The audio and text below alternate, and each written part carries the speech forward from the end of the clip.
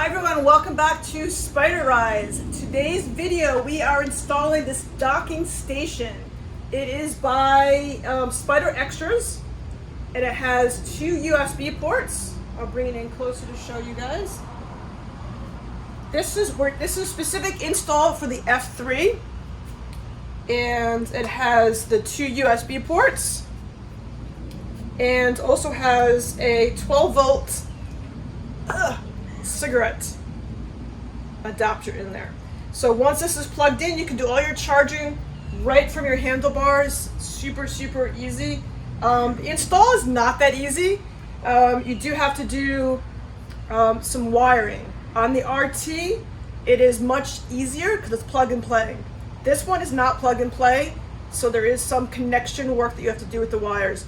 I'm going to try to simplify it as best as I can, and we'll see how it goes. As always, I appreciate you watching. Stay tuned, and thank you very much. Please subscribe and check out my website, it's rykerrides.com. I have a lot of Spyder stuff on there, as well as my Instagram page. So I appreciate you guys watching and checking all that out. And let's start with the install. So the first thing we're going to do is remove these two top bolts. Now, on the instructions it says it's a 5/16 Allen bolts, but my 5/16 did not work in there, so I am using a 7mm Allen. So we're going to just remove the top two, and they're in there good and tight, so you got to use a little bit of pressure to get them off. There you go.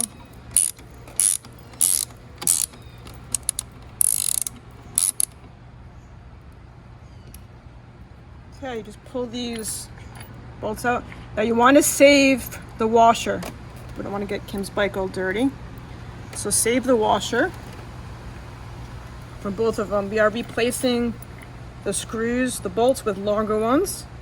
After you take out the existing bolts, you want to put in your spacers.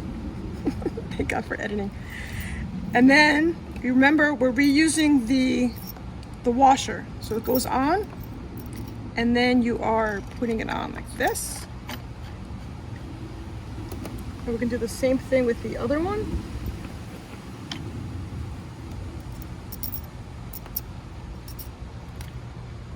Also, I wanted to mention, if you're gonna put on the ram mount bolt, ram mount accessory, you want to do that before you put this on, because it's really hard to do after the fact. So if you are going to use that ram mount ball, add it now before you do this part. It'll make for a much easier install for you than trying to do it later. And now I'm going to tighten them up. All right, so to put these in, these are a little bit bigger. So to take them out, I use 7mm, and to put it back in, we're using 8mm to put it in. My hands in the way. Nope.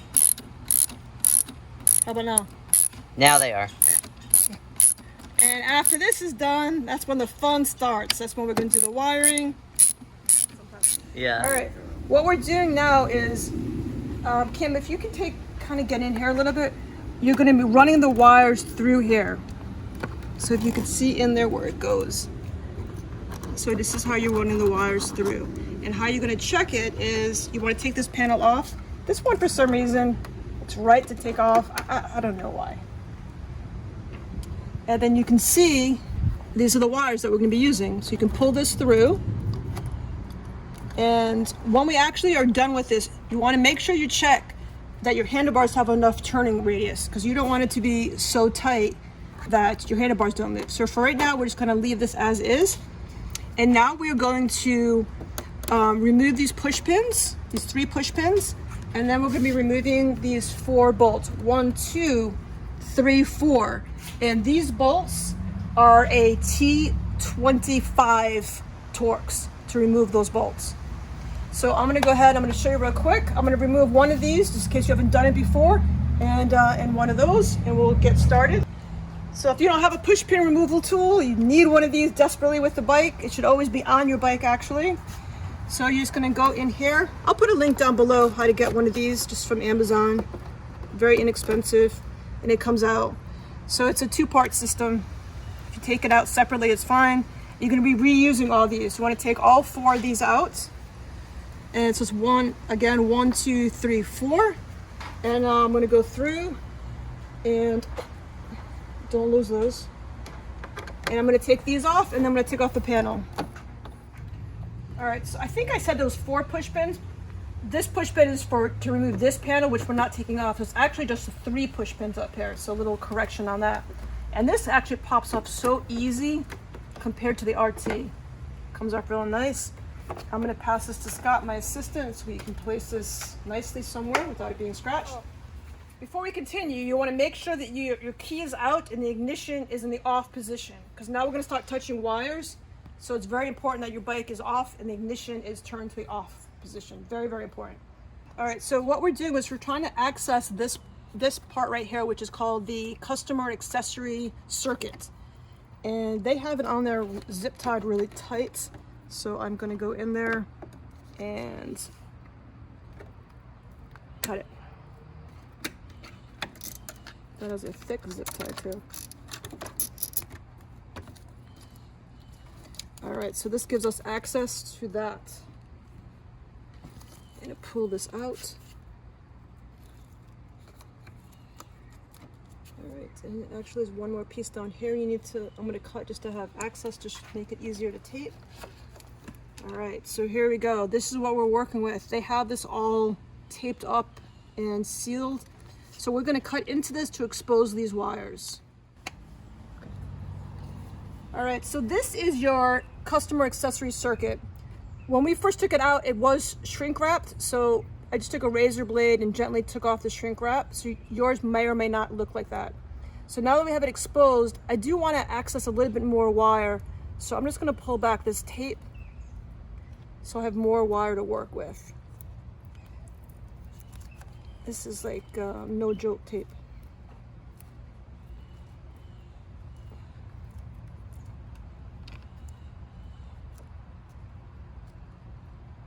I can see it.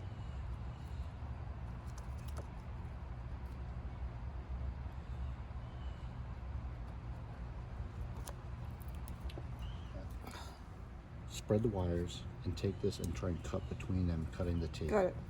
That's good sense. All right, so that didn't work, so let's try this. So we're gonna try to, actually it's working. Cut a little more off. Want to be very careful not to cut the wire. That's the trick. It doesn't have to be pretty, it just has to be pulled back a little bit. All right, so that I'm good with that. So you have these wires and we're going to be connecting them with these connectors. But first, what we need to do is use a wire crimping and wire cutter tool. So we need to expose the wires. So what you want to do is you want to find the one that works best, which I think is 18 on this one. And you want to have as much wire to work with as possible. See, that was 16, so let's try 18. And you want to put it in there. Press tight. Let's try even a smaller one. Nope. There you go. Perfect. And that exposed that. And now we'll do the same thing. It's 18 gauge. And that exposed that. So now we're good. I think we've got enough on this side as well. And you want to break this apart a little bit. Again, please make sure your bike is off during this process. Okay, now we're going to make the connections. But first what you want to do is see how this is all loose like this? You want to twist this to make sure you get a nice tight connection.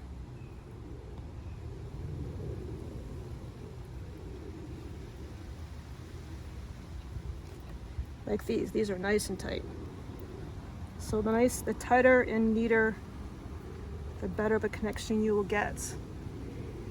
All right, now we are connecting the purple. So there's two of them. There's a black one and a purple and red. Sorry, there's a black one and a purple and yellow one. So the purple and yellow one is going to go to the red wire. So we're going to put this in here. You want it to go all the way, and you want to make sure it's in there good and you can feel it in there. So what we're going to do, before we connect it to this, we're going to crimp this down. This is kind of super handy because this is a blue, these are color coded. This is a blue crimper. So we're going to use the blue crimping section right here. Okay. All right, so we're going to put the blue on like that, and we're going to crimp really hard right there. Make sure it's a nice tight connection. And then you want to double check your work. Okay, we're not going to pull too hard, but you just want to make sure that's not falling off. You want to make sure your crimping actually worked. Now we're going to, again, we're going to put the red wire. Okay, and you want that to go all the way in. And make sure it feeds in properly. And now you want to crimp that as well. So both sides obviously need to get crimped. It's going to go in the blue section right there. Okay. Now that this is, see, this is out. So you want to make sure you go in, you make sure it's crimped again properly. So I'm going to go crimp up a little bit higher.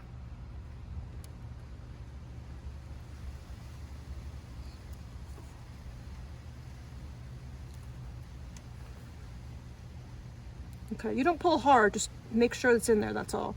And now we're going to do the exact same thing. The black wire goes to black wire, so that's easy to tell. Yep, that's as far as it goes. Oh, no, it goes a little further. There you go. Thank you, Kim. Yeah, you want to put it in as far as it goes. Push down as hard as you can. Okay. Now, what we're going to do is we're going to use electrical tape. Scott, can you pass me the electrical tape? We're going to tape these up separately, and then we're going to tape them together. We want to make sure it's on there good and tight.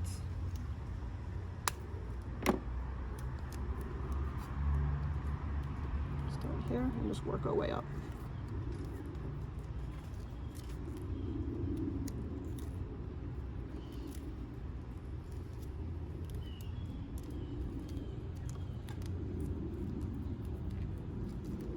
Pinch it so it's on there nice. I'm going to do the same for the other one.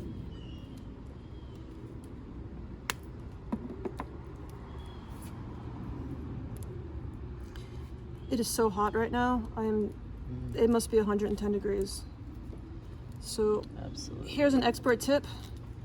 Do this in the cooler months, or simply don't do it in Florida. It's so hot. Okay, so remember I was just saying how hot it was? So my phone accidentally, it turned off because it was so hot. I got that big, if you have an iPhone, you know what I'm talking about. I got that big red thermometer on my phone that says it's too hot, and it turned off mid-recording. So where I left off, I was wrapping it with electrical tape. So what we did is we wrapped it really tight and clean, like a cocoon. Look how pretty that is. So we wrapped it long over everything, and then we just put a couple of zip ties on it. So you didn't miss too much with the cut off there. So now it's nice and neat. We pulled it through. We did leave a little bit of wire hanging out just to make sure it's enough when you turn your handlebars right or left. So we're gonna tuck that in. Before we close up everything, you wanna always test it before you close everything and make sure it does work.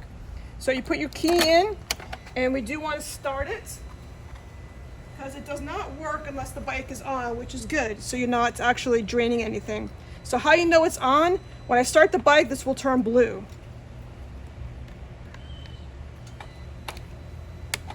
And voila, you guys see that that's blue? That's how you know it's on, powers to it. So as long as this is on, you know you're getting power and you're good to go. So it's a beautiful install. I'm not quite sure 100%. Hey Scott, what's a good use for this 12 volt?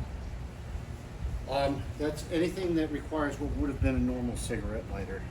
So it might be like if you're carrying. It could be a GPS. It could be a lot of different things. So it could be a GPS. It could also be if you have an air compressor, portable one that might hook up to this. Start well, and you won't be able to start your. Oh yeah, yeah. So if you have a flat tire and you want to fill it up, you have an air compressor that a lot of them require the 12 volt. So that would be an awesome one to have if you don't have the portable ones that come with the little chargers with it.